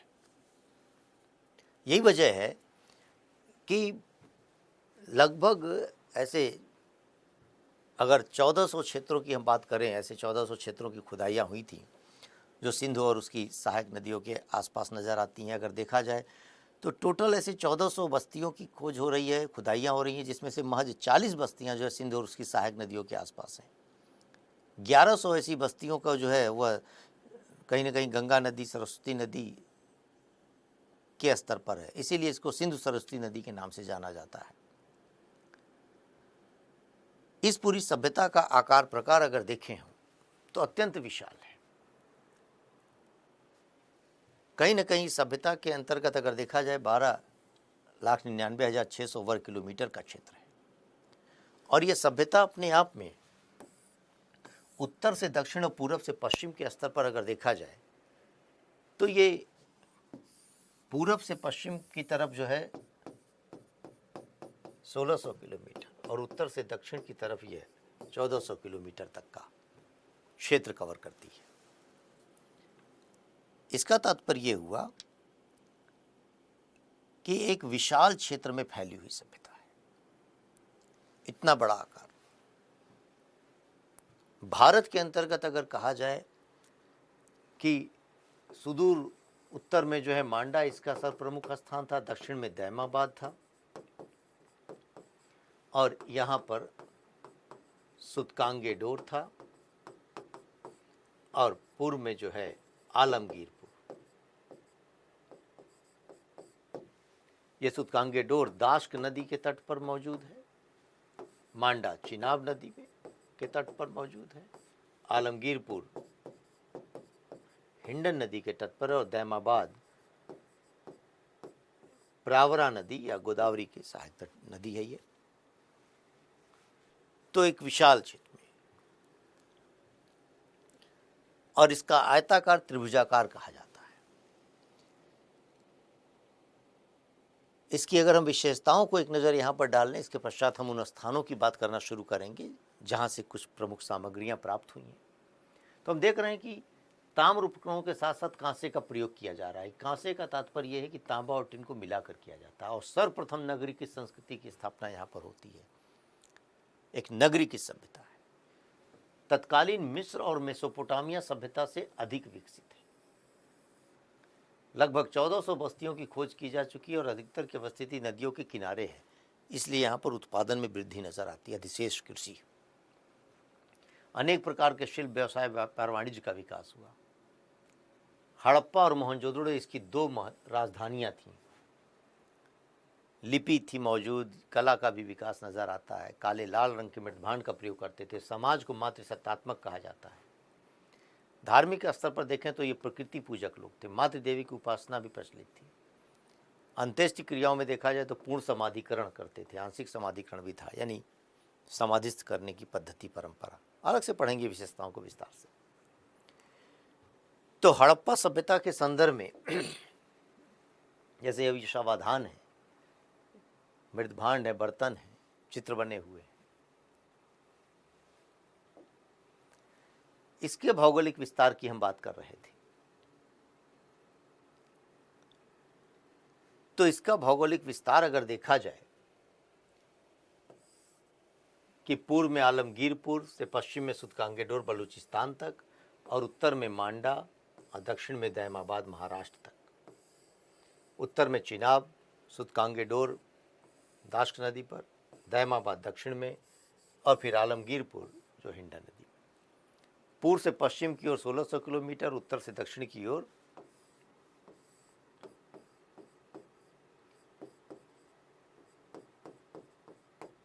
1400 किलोमीटर। आयताकार इसका त्रिभुजाकार आकार है, यानी एक तरीके से ये जो स्थान है पूरी संरचनाओं को अगर मिलाकर देखें तो एक त्रिभुज की तरह बनता नजर आता है। यानी कि हड़प्पा सभ्यता का आकार भारतीय भूभाग या यूं कहा जाए भारतीय उपमहाद्वीप के संदर्भ में तो वह त्रिभुजाकार शेप लिए हुए नजर आता है और तत्कालीन मिस्र और मेसोपोटामिया की सभ्यता से दुगने क्षेत्र में विस्तृत था, इतना बड़ा आकार। तो हड़प्पा सभ्यता के संदर्भ में अगर कहा जाए कि एक विशाल आकार जो कि मिस्र और मेसोपोटामिया की सभ्यता से दुगने से कहीं ज्यादा नजर आता है, तो क्वेश्चन आपके पास बनता है कि किस आकार की है हड़प्पा सभ्यता? तो त्रिभुजाकार नजर आता है।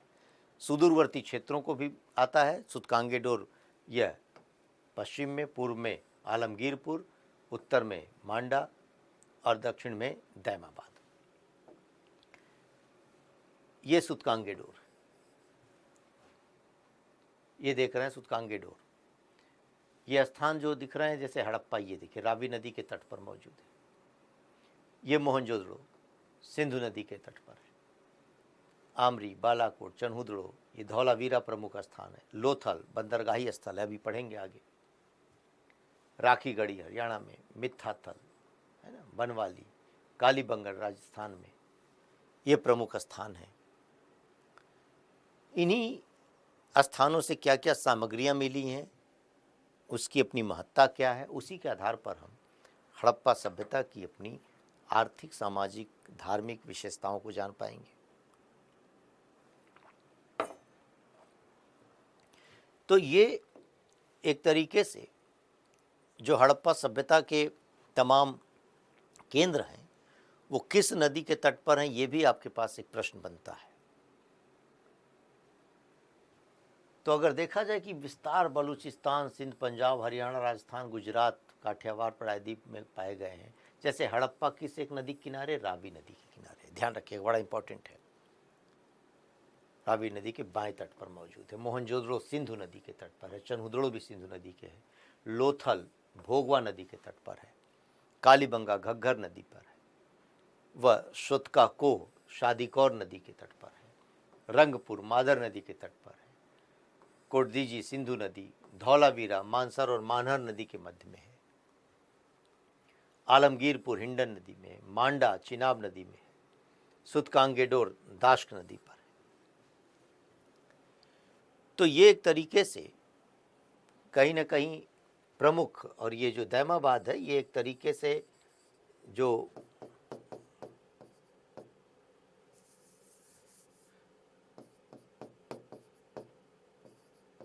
गोदावरी की सहायक नदी प्रावरा के तट पर अवस्थित है।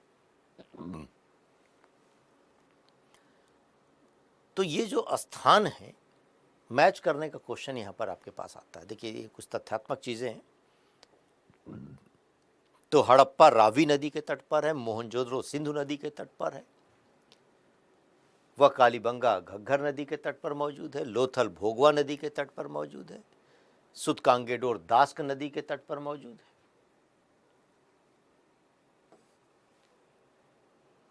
सुतकाकोह शादीकौर के तट पर है। कोटदीजी सिंधु नदी, धौलावीरा मानसर और मानहर नदी के, और आलमगीरपुर हिंडन नदी पे, मांडा चिनाब नदी के तट पर। ये महत्वपूर्ण स्थान है। तो मैच करने के क्वेश्चन आपके पास यहां पर आते हैं। चूंकि हड़प्पा स्थान में खुदाई हुई और वहीं से जानकारी मिली, इसलिए पूछा जाता है कि किस नदी के तट पर है। तो ध्यान रखिए रावी। ये सिंधु की सहायक नदियां, सिंधु की सहायक जो 5 नदियां हैं, है ना, झेलम, चिनाब, रावी, ब्यास और सतलज, और एक है ना सिंधु नदी की सहायकी नदियां हैं। अब बात आती है कि प्रमुख स्थल और उससे संबंधित जो तथ्य थे। तो एक बात समझ लें, कहीं ना कहीं जो हड़प्पा सभ्यता के अंतर्गत तमाम क्षेत्र हैं, उनमें आपसे अपेक्षित होता है कि इस चीज को हम समझें कि कुछ एक स्थान जैसे अफगानिस्तान में एक स्थान है शोरतुघई।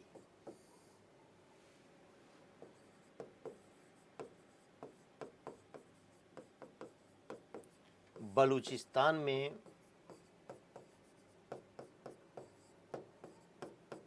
सुतकांगेडोर सोतका कोह,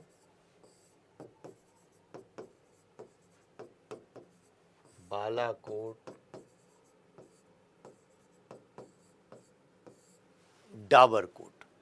ये कभी कभी आपसे मैच करने का क्वेश्चन आता है कि उसके वर्तमान स्टेट को लेकर, अवस्थिति को लेकर।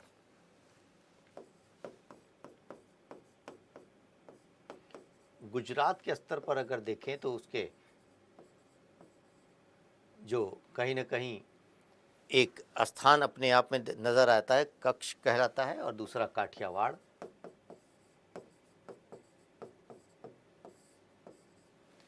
अगर देखा जाए तो गुजरात के इन दो भागों में हमने कहा कि कच्छ और काठियावाड़ के संदर्भ में, तो कच्छ के अंतर्गत देसलपुर, सुरकोतड़ा और धौलावीरा, जबकि काठियावाड़ में लोथल, रंगपुर, ये प्रमुख स्थल के रूप में जाने जाते हैं कि लोथल, रंगपुर, रोजदी, भगतराव, ये प्रमुख स्थान। उत्तर प्रदेश में अगर कहें, आलमगीरपुर और हुलास सहारनपुर क्षेत्र में है।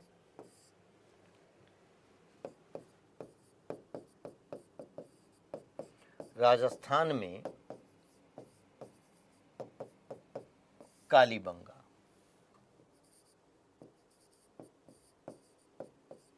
हरियाणा में बनवाली, राखीगढ़ी, मित्ताथल, ये प्रमुख स्थान हैं। इसी तरीके से अगर देखा जाए तो पंजाब में, पंजाब को भी हम दो भाग में कर सकते हैं। पूर्वी पंजाब में रोपड़, बारा, संघोल, जबकि पश्चिमी पंजाब में वह हड़प्पा। और सिंध में मोहनजोदड़ो,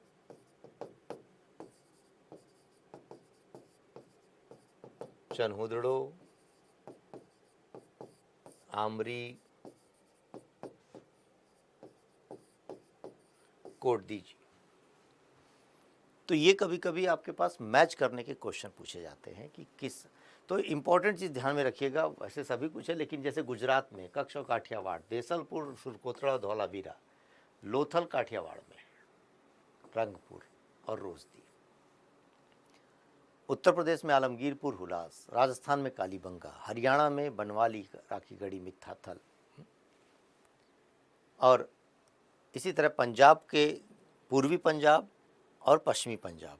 तो पूर्वी पंजाब में रोपड़, बारा, संघोल, जबकि पश्चिमी पंजाब में हड़प्पा, और सिंध में मोहनजोदड़ो, चन्हुदड़ो, आमरी, कोटदीजी, ये प्रमुख स्थान हैं।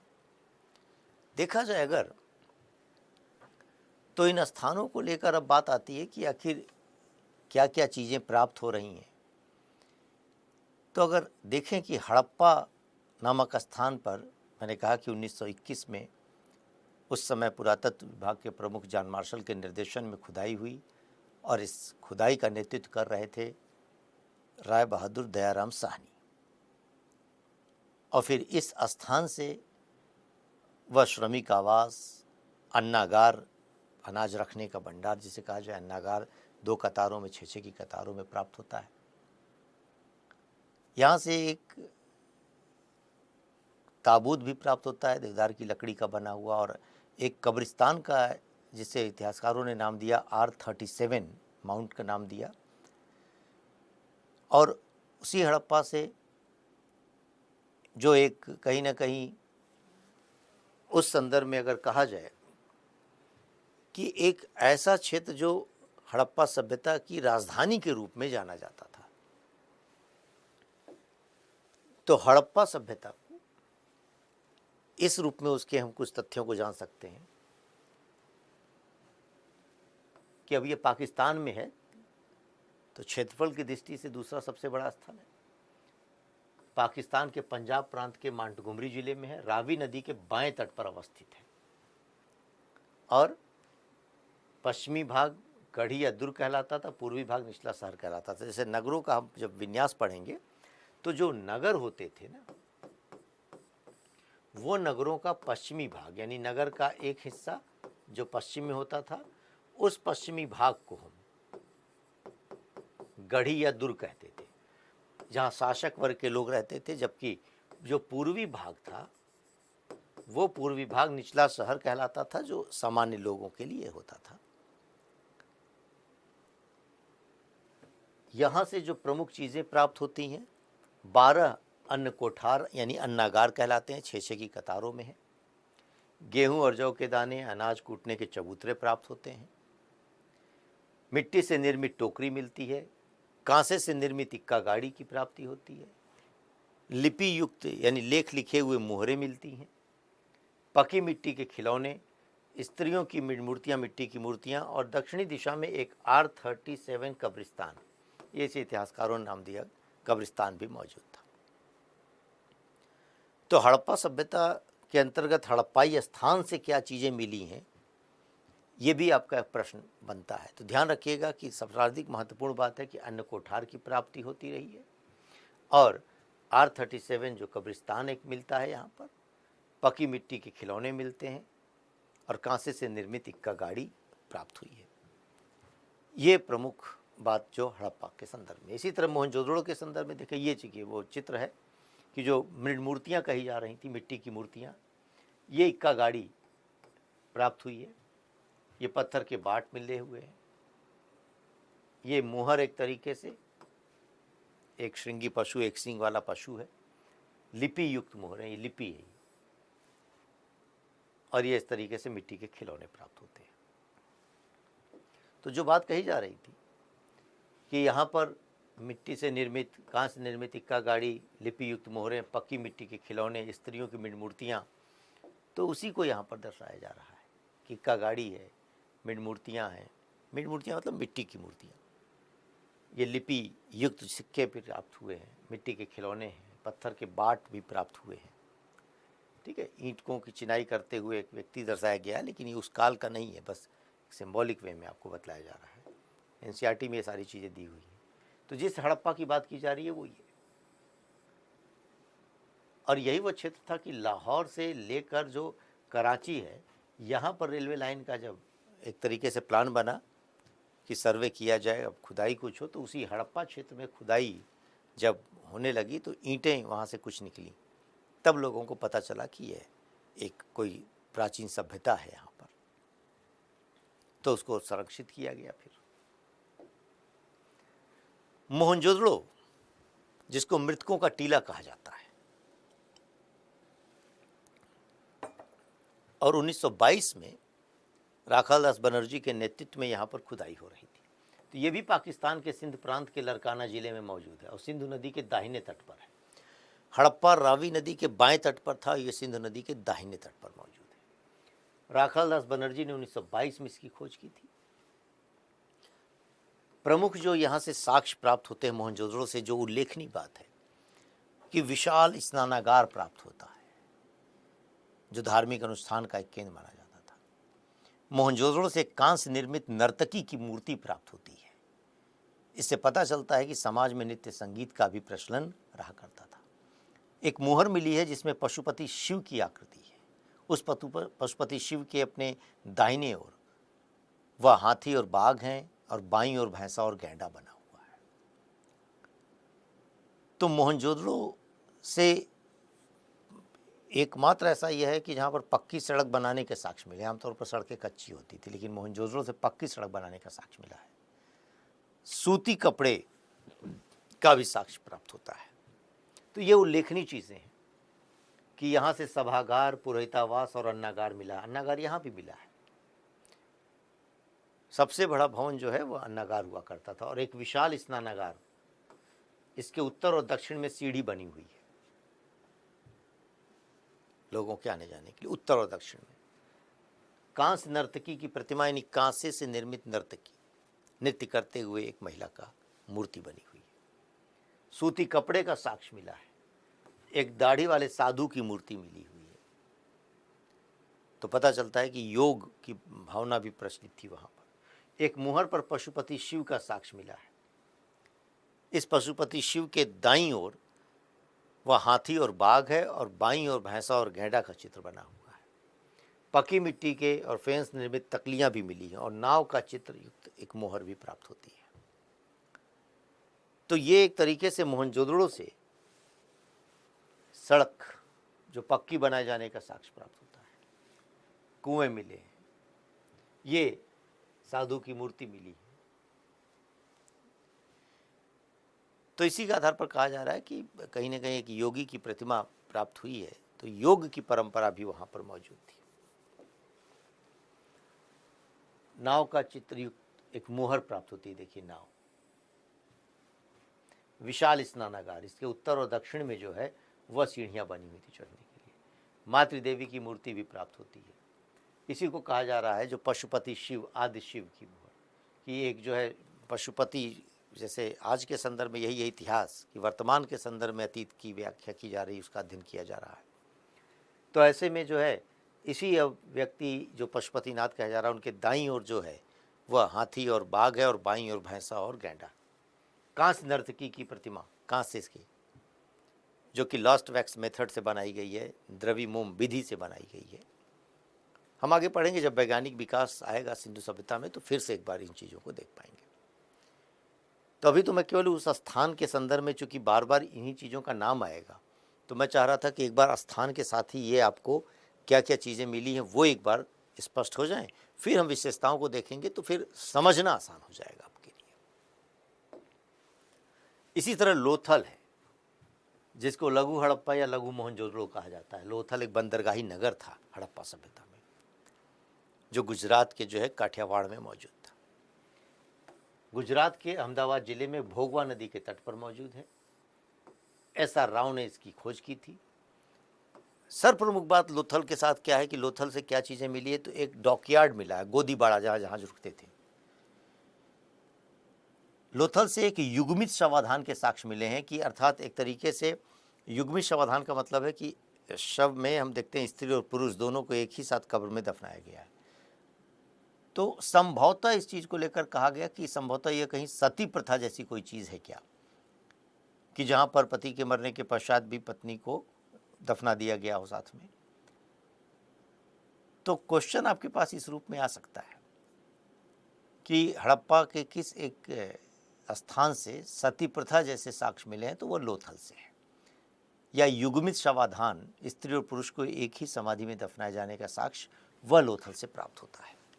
लोथल से एक खास और भी चीज़ है कि एक मिट्टी का बर्तन मृदभांड मिला, जिसमें एक कथानक है जो हम लोग बचपन से पढ़ते रहे, चाणक्य लोमड़ी का कथानक, जो आगे पंचतंत्र की किताबों में मिलता है। तो कहीं ना कहीं उस चाणक्य लोमड़ी का कथानक वाला जो है एक चित्र बना हुआ मृदभांड पर अंकित है। इसी तरीके से अगर कहा जाए कि यहाँ से जो है चावल के भी साक्ष्य मिले हैं। यद्यपि पूरे हड़प्पाई क्षेत्रों से तमाम स्तर पर खाद्यान्न के उपजाऊ होने का या फसलों के उत्पादन का साक्ष्य मिलता है, लेकिन चावल के साक्ष्य के संदर्भ में अगर कहा जाए तो ये लोथल और रंगपुर दो स्थान है जहाँ से हमको इसके साक्ष्य मिलते हैं।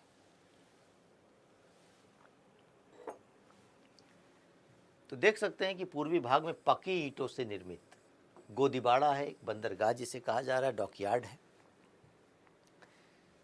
चावल के भी साक्ष्य हैं, रंगकुट भी प्राप्त होता है।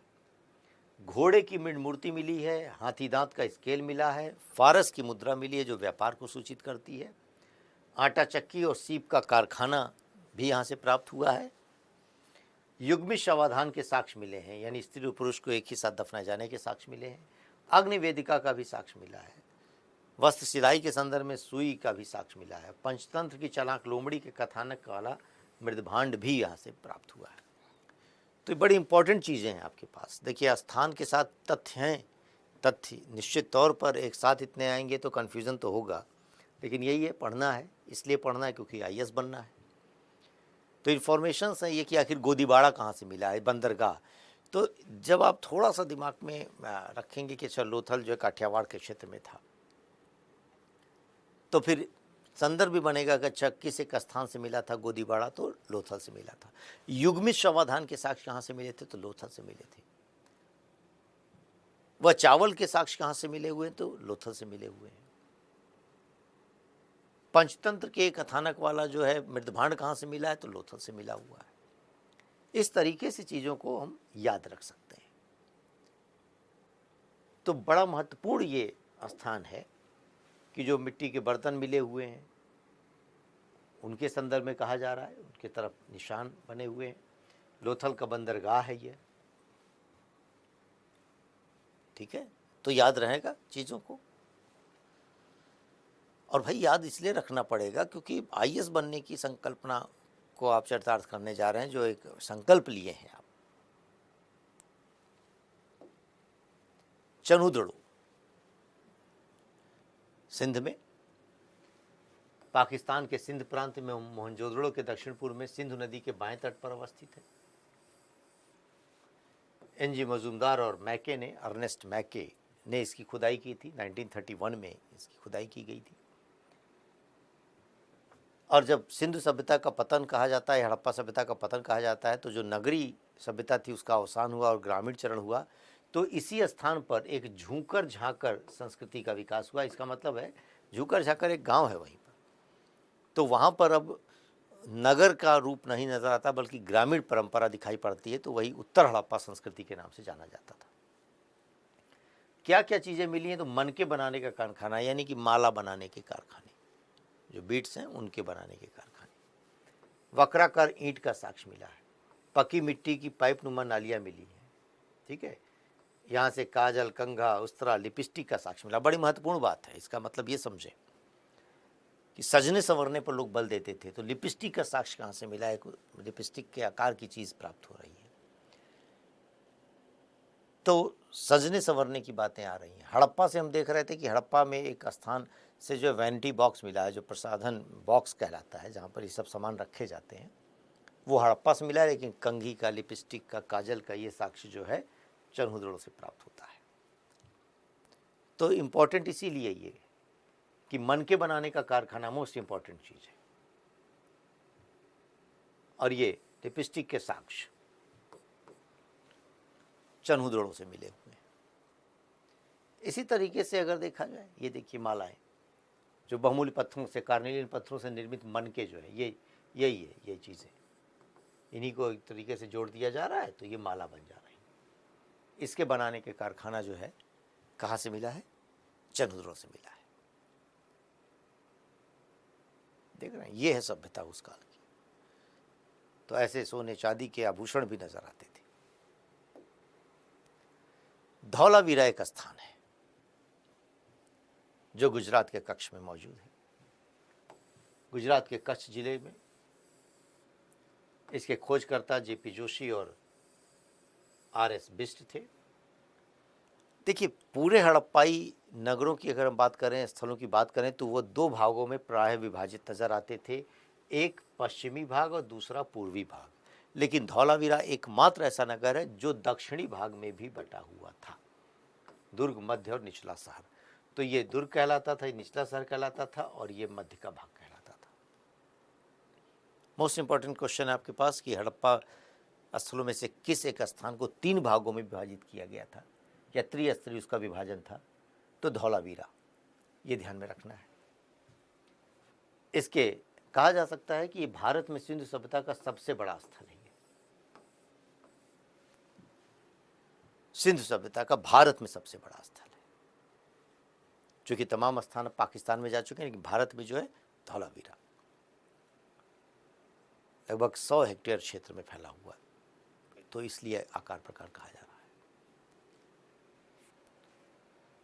सिंधु लिपि की बड़ी आकृति वाला सूचना पट मिलता है, यानी हड़प्पा सभ्यता की एक साइन बोर्ड कह लीजिए कि द्वार पर लगा होगा, गिर गया होगा, तो एक सूचना पट मिलता है, एक स्टेडियम भी मिलता है, क्रीड़ा स्थल भी मिलता है, और श्रेणीबद्ध बांधों से निर्मित जलाशय भी मिलता है। ऐसे 16 जलाशयों की यहाँ पर हमको प्राप्त होती है, जलाशयों की उपस्थिति।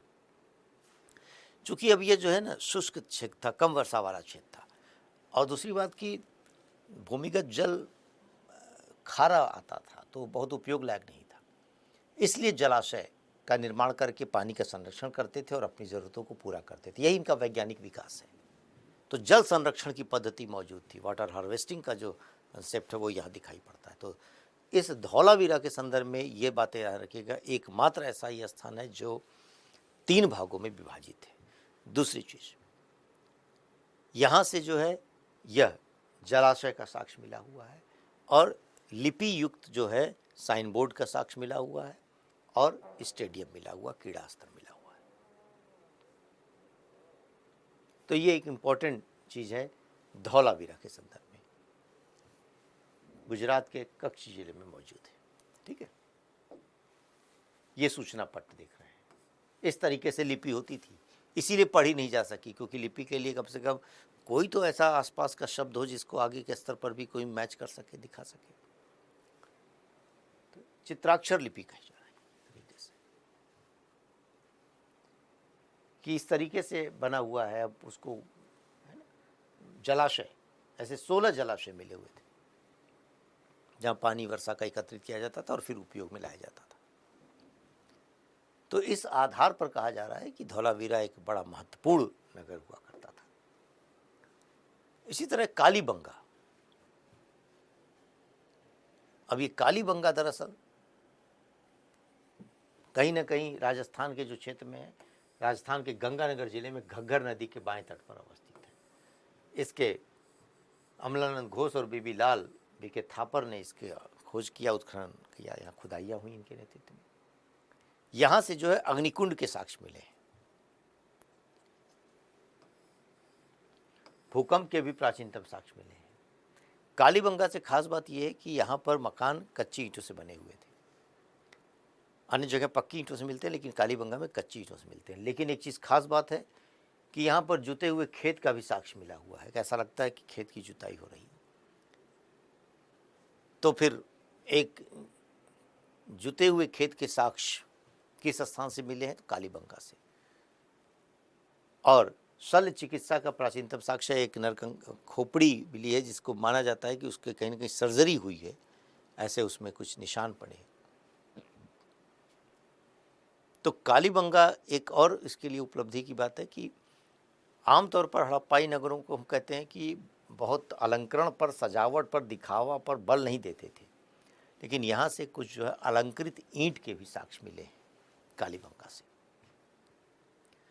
तो ये तथ्य ध्यान में रखना है कि हवन कुंड के साक्ष्य कहाँ से मिले हैं, भूकंप के प्राचीनतम साक्ष्य की जैसे मतलब स्थितियाँ, ये शल्य चिकित्सा के जुते हुए खेत के साक्ष्य कहाँ से मिले हैं।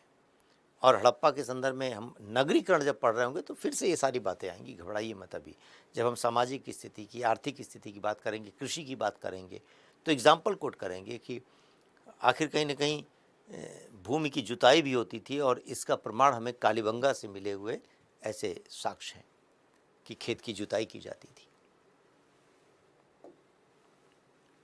कोटदीजी जो पाकिस्तान के सिंध प्रांत में खैरपुर सिंधु नदी के बाएं तट पर है, फजल अहमद ने इसकी खोज की थी। ये प्राक हड़प्पा स्थल के यानी हड़प्पा सभ्यता के पहले की परंपरा के तत्व भी यहाँ से मिलते हैं। पत्थर की एक चौकी यहाँ से प्राप्त हुई है, और पुष्प आकृति का मृदभांड मिलता है, और सुरक्षा प्राचीर, यानी कि एक तरीके से इस नगर को सुरक्षा प्राचीर से घेर दिया गया हो, एक दीवार से घेर दिया गया हो। तो ध्यान में रखना है पुष्पाकृति मृदभांड कहाँ से मिलता है, और ये प्राक हड़प्पा सभ्यता के पहले का भी यहाँ से चीज़ें प्राप्त होती हैं, उसके भी अवशेष मिलते हैं जो ताम्रपाषाण कालिक की स्थितियाँ थी। बनवाली हरियाणा में मौजूद है, हिसार जिले में।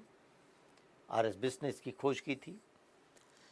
इसकी सर्वाधिक उल्लेखनीय बात है कि यहाँ से अच्छे किस्म का जौ मिला था, और एक हल की आकृति का मिट्टी का खिलौना मिला है। जल निकास प्रणाली का यहाँ पर अभाव दिखता है, आमतौर पर हड़प्पा सभ्यता के अंतर्गत ड्रेनेज सिस्टम बहुत अच्छा था, जल निकास प्रणाली, लेकिन बनवाली एक अपवाद स्थल है। तो ध्यान में रखना है कि यहाँ से हल की आकृति का मिट्टी का खिलौना, तांबे का बाण मिला है और जल निकास प्रणाली का अभाव दिखाई देता है। अच्छे किस्म का जौ यहाँ से प्राप्त हुआ है। तो लोथल और रंगपुर से मैंने कहा कि वह चावल के साक्ष्य मिले हैं, जबकि जौ की बात हम कर रहे हैं वो बनवाली से मिला है। हल से जुते हुए खेत के साक्ष्य कालीबंगा से मिले, लेकिन हल की आकृति कहाँ से मिली है? बनवाली से मिली। ये बनवाली से मिला है, ध्यान रखिएगा, ठीक है। एक हरियाणा में और अभी स्थल प्राप्त हुआ है जिसको हम कह रहे हैं कि ये भिरहाड़ा, जो फतेहाबाद हरियाणा में ही मौजूद है, हड़प्पा कालीन स्थल है। ये 2014 में एक तरीके से इसका खनन पूरा हुआ और चीज़ें सामने आई, और माना जाता है कि हड़प्पा सभ्यता का सर्वाधिक प्राचीन एक तरीके से विकास यहाँ पर हुआ था। तो ये भिरहाड़ा जो फतेहाबाद हरियाणा में ही मौजूद है, ठीक है, हड़प्पा कालीन एक प्रमुख स्थल है। सुरकोतड़ा जो गुजरात के कच्छ जिले में है। कच्छ में मैंने 3 स्थान बताए थे, देसलपुर, सुरकोतड़ा और धौलावीरा। जेपी जोशी इसके वो खोज करता है। यहाँ से घोड़े की अस्थियों के साक्ष्य मिले, बहुत इंपॉर्टेंट बात है। उसका कारण ये है कि हड़प्पा सभ्यता के तमाम स्थानों से घोड़े के साक्ष्य नहीं मिलते, लेकिन अपवाद है ये स्थान कि यहाँ से घोड़े की अस्थियां प्राप्त हुई हैं। तो अगर ऐसा क्वेश्चन आता है कि किस पशु से परिचित नहीं, तो ध्यान रखना है, बतलाना है घोड़े से परिचित नहीं थे। लेकिन स्थान विशेष की जब बात आ जाए कि कहाँ से मिला है, तो वह सुरकोतड़ा से जो है घोड़े की अस्थियों के साक्ष्य मिले हैं, कलश समाधान के साक्ष्य मिले हैं और शॉपिंग कॉम्प्लेक्स का साक्ष्य मिला। ऐसा मतलब संरचना बनी है मानो कि कोई यहाँ पर मार्केट हुआ करती थी, तो शॉपिंग कॉम्प्लेक्स का साक्ष्य मिला हुआ है। जैसे हमने कहा धौलावीरा से कि स्टेडियम का साक्ष्य मिला, उसी तरीके से यहाँ पर कॉम्प्लेक्स कहाँ से मिला है? ये सुरकोतड़ा से मिला हुआ है। सुरकोतड़ा कहाँ अवस्थित है? कच्छ जिले में। कच्छ में और कौन कौन से स्थान थे? देसलपुर, सुरकोतड़ा और धौलावीरा। देखिए, अब ये थोड़े तथ्यात्मक चीज़ें हैं, आप लोगों को लग रहा होगा कि क्या नाम बताते जा रहे हैं, सब चीज़ भूलती जा रही हैं। मैं अभी बताऊं कि इन्हीं सब के नाम पर, इन्हीं सब के आधार पर हम हड़प्पा सभ्यता की विशेषताओं को समझ पाएंगे। कि जब हम हड़प्पा सभ्यता में पशुपालन की बात करेंगे तो वहाँ पर बाकायदे इस बात का उल्लेख करेंगे कि हड़प्पा सभ्यता में कहीं न कहीं तमाम पशु जो दिखते हैं वहाँ पर, कि आखिर बैल की है, गधे की है, ऊँट की है, हड्डियाँ प्राप्त होती हैं, लेकिन आमतौर पर वह हड़प्पावासी घोड़े से परिचित नहीं थे, यद्यपि अपवाद स्वरूप हमें सुरकोतड़ा से अस्थियाँ प्राप्त हुई हैं। तो उस समय आपको याद आएगा, हाँ सुरकोतड़ा, तो रिवाइज हो जाएगा, ठीक है। इसी तरह रंगपुर जो कि गुजरात के ही काठियावाड़ में मौजूद है, मादर नदी के तट पर मौजूद है। MS बस और रघुनाथ राव ने इसकी खोज की थी। यहाँ से धान की भूसी के साक्ष्य मिलते हैं और कच्ची ईंटों का दुर्ग मिलता है। तो ये इंपॉर्टेंट चीज़ है। मैंने बताया था कि लोथल और रंगपुर से ही यह चावल के अपने साक्ष्य प्राप्त होते हैं। तो धान की भूसी के साक्ष्य जो प्राप्त हैं, तो लोथल और रंगपुर, ये नाम याद रखना, ये इसी के लिए जाना जाता है। ये स्थान प्रश्न आएगा भी तो इसी के लिए आएगा। इसी तरह सुतकांगेडोर,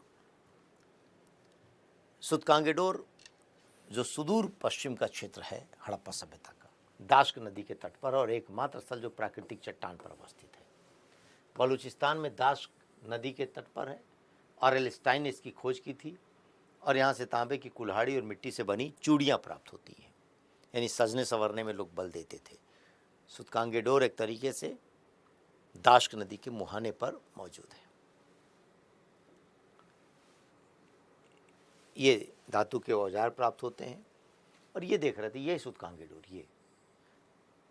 और कहीं ना कहीं जो व्यापार करने का एक स्थान हुआ करता था, मेसोपोटामिया के साथ व्यापार होता था। हम आगे पढ़ेंगे उद्भव में मेसोपोटामिया क्या है, वर्तमान के संदर्भ में कहीं ना कहीं इराक का क्षेत्र है। तो ऐसे में मेसोपोटामिया के साथ व्यापार करने के लिए ये जहाज का रास्ता जाता था। स्थल मार्ग भी मौजूद है। तो दिलमन, माकन और मेलुहा, मेलुहा हड़प्पा सभ्यता के संदर्भ में के कहा जाता है मेलुहा। तो एक मेसोपोटामिया के सम्राट सारगोन का अभिलेख है जिसमें वो कहता है कि दिलमन माखन और मेलुहा के व्यापारी हमारे यहाँ जहाज़ लाते थे, यानी वो जहाज़ लाते थे, इसका मतलब व्यापारिक संबंधों को सूचित करता है। तो ये दिलमन की पहचान एक तरीके से बहरीन से हो रही है, माखन मकरान की खाड़ी है, और मेलुहा हड़प्पा सभ्यता के संदर्भ में मोहनजोदड़ो कह सकते हैं। ये लोथल है, बंदरगाही नगर। तो जो क्षेत्र हैं उन्हीं के आधार पर ज़रा समझने की ज़रूरत है, मानचित्र इसीलिए दिखलाया जा रहा है। तो ये एक तरीके से कुल मिलाकर विभिन्न स्थानों के साथ कुछ जो वस्तुएं प्राप्त हुई हैं उनको हम लोगों ने आज देखा और समझा।